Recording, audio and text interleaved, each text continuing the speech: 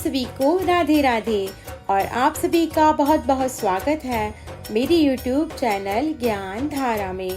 आज हम जानेंगे श्रावण मास महात्म के 15वें अध्याय के बारे में।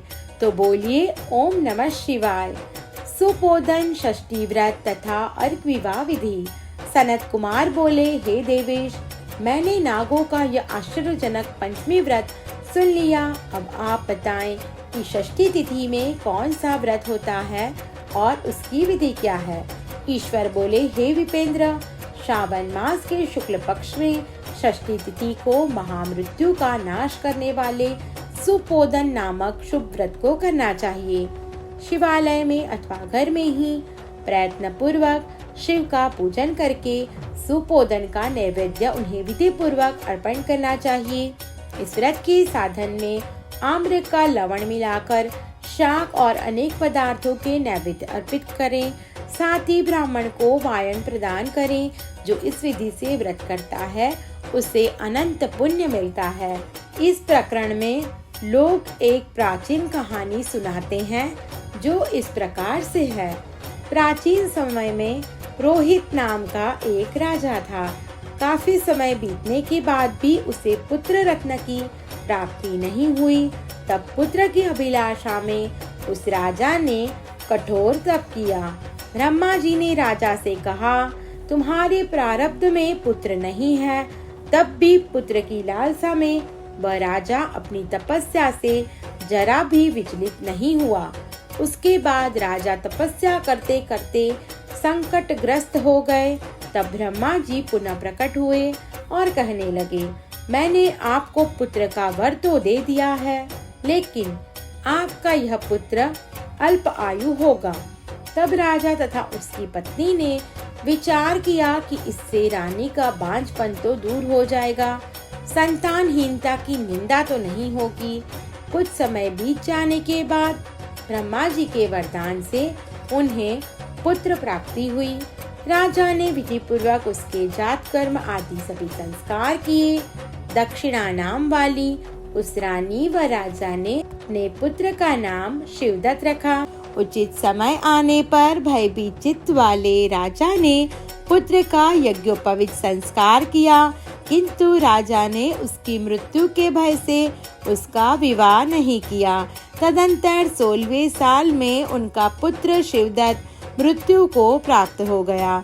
तब ब्रह्मचारी की मृत्यु का स्मरण करते हुए राजा को बहुत चिंता होने लगी कि जिन लोगों के कुल में कोई ब्रह्मचारी मर जाए तब उनका कुल खत्म हो जाता है और वह ब्रह्मचारी भी दुर्गति में पड़ जाता है। सनत कुमार बोले, हे देवाधिदेव, हे जगन्नाथ, इसके दोष निवारण का उपाय है या नहीं? यदि उपाय है तो अभी बताएं, जिससे दोष की शांति हो सके। ईश्वर बोले, यदि कोई स्नानक अथवा ब्रह्मचारी मर जाए तो अर्क विधि से उसका विवाह कर देना चाहिए। उसके बाद उन दोनों ब्रह्मचारी तथा आग को परस्पर संयुक्त कर देना चाहिए। अब अर्क विवाह की विधि कहते हैं।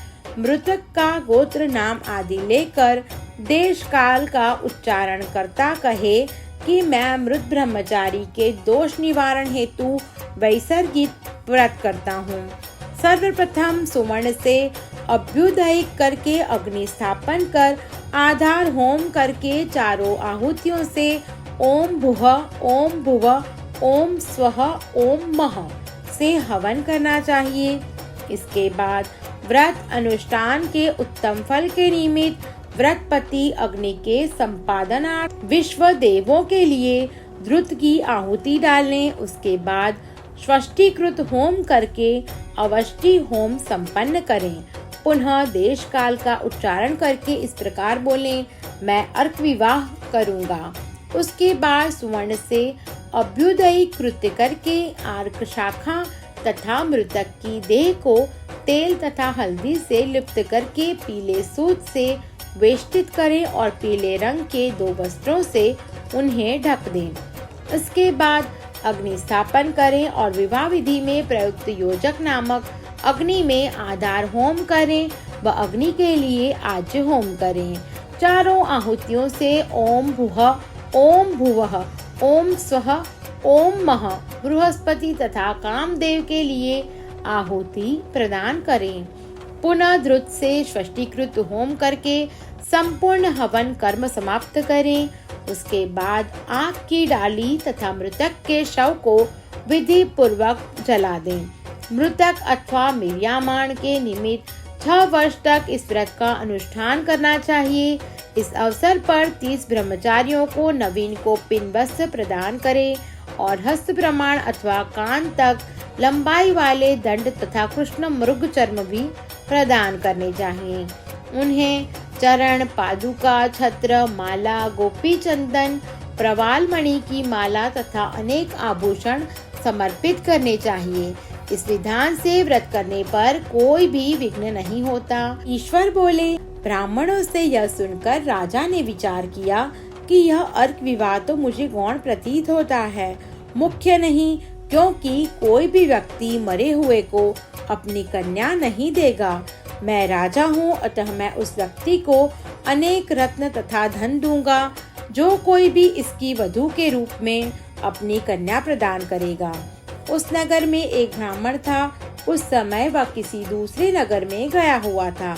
उसकी एक सुंदर पुत्री थी जिसकी माता की मृत्यु पहले से ही हो चुकी थी। ब्राह्मण की दूसरी भी पत्नी थी जो ब्राह्मण की पुत्री के प्रति बुरे विचार रखती थी तथा दुष्ट मन वाली थी। कन्या 10 वर्ष की तथा दीन थी और अपनी सौतेली माता के अधीन थी। अतः सौतेली माता ने द्वेष तथा अत्यधिक धन के लालच में 1 लाख मुद्रा लेकर उस कन्या को मृतक राजकुमार के लिए दे दिया। कन्या को लेकर राजा के लोग नदी के तट पर श्मशान भूमि में राजकुमार के पास ले गए और शव के साथ उसका विवाह कर दिया। इसके बाद विधान पूर्वक शव के साथ कन्या का योग करके जब वे जलाने की तैयारी करने लगे तब उस कन्या ने पूछा, हे सज्जनों, आप लोग यह क्या कर रहे हैं? तब वे सभी दुखित मन से कहने लगे कि हम लोग तुम्हारे इस पति को जला रहे हैं। इस पर भयभीत होकर बाल स्वभाव के कारण रोती हुई उस कन्या ने कहा, आप लोग मेरे पति को क्यों जला रहे हैं? मैं जलाने नहीं दूंगी। आप लोग सभी यहाँ से चले जाइए। मैं अकेली ही यहाँ बैठी रहूंगी और जब ये उठेंगे तब मैं अपने पति देव के साथ चली जाऊंगी। उसका हठ देखकर दया के कारण दीन चित्त वाले कुछ भाग्यवादी वृद्धजन कहने लगे, अहो, होनहार भी क्या होता है, इसे कोई भी नहीं जान सकता। दीनों की रक्षा करने वाले तथा कृपालु भगवान न जाने क्या करेंगे। सौत की पुत्री का भाव रखने के कारण सौतेली माता ने इस कन्या को बेचा है, अतः संभव है कि भगवान इसके रक्षक हो जाएं। अतः हम लोग इस कन्या को व इस शव को नहीं जला सकते। इसलिए सभी को अच्छे लगे तो हम लोगों को यहाँ से चला जाना चाहिए। परस्पर ऐसा निश्चय करके वे सब अपने अपने नगर को चले गए। बाल स्वभाव के कारण यह सब क्या है इसे न जानती हुई भय से व्याकुल वह कन्या एकमात्र शिव तथा पार्वती का स्मरण करती रही। उस कन्या के स्मरण करने से सब कुछ जानने वाले तथा दया से पूर्ण हृदय वाले भगवान शिव और माता पार्वती शीघ्र ही वहां आ गए। नंदी पर विराजमान उन तेज निधान माता पार्वती और भगवान शिव को देखकर उन देवों का न जानती हुई भी उस कन्या ने पृथ्वी पर दंड की भांति प्रणाम किया। तब उसे आश्वासन प्राप्त हुआ कि पति से तुम्हारे मिलने का समय अब आ गया है। तब कन्या ने कहा कि मेरे पति अब जीवित नहीं होंगे। उसके बाल भाव से प्रसन्न तथा दया से परिपूर्ण भगवान शिव और माता पार्वती ने कहा कि तुम्हारी माता ने सुपोदन नामक व्रत किया था। उस व्रत का फल संकल्प करके तुम अपने पति को प्रदान करो। तुम कहो कि मेरी माता के द्वारा जो सुपोदन नामक व्रत किया गया है उसके प्रभाव से मेरे पति जीवित हो जाएं। तब कन्या ने वैसा ही किया और उसके परिणाम स्वरूप शिवदत्त जीवित होकर खड़ा हो गया। उस कन्या को व्रत का उपदेश देकर भगवान शिव तथा पार्वती अंतर्ध्यान हो गए। तब शिवदत्त ने उस कन्या से पूछा, तुम कौन हो और मैं यहाँ कैसे आ गया? तब उस कन्या ने उसे वृतांत सुनाया और रात हो गई। प्रातः होने पर नदी के तट पर गए लोगों ने राजा को वापस आकर कहा, हे राजन, आपका पुत्र व पुत्रवधू नदी के तट पर स्थित है। विश्वस्त लोगों से यह बात सुनकर राजा बहुत खुश हो गया।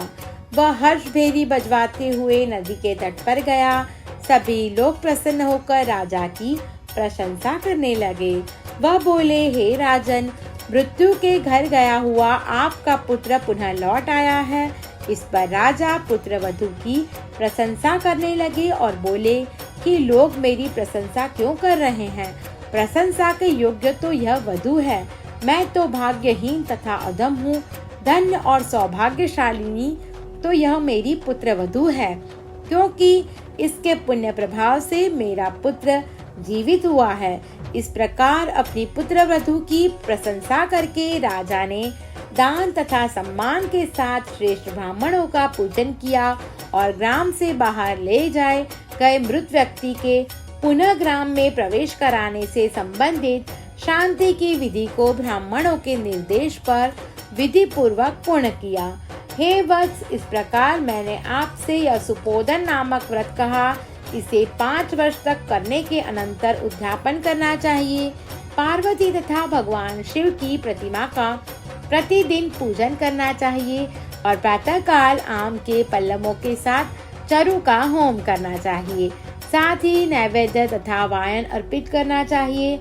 मनुष्य यदि व्रत की बताई गई इस विधि के अनुसार आचरण करें तो वह दीर्घजीवी पुत्र प्राप्त करके मृत्यु के बाद शिवलोक जाता है।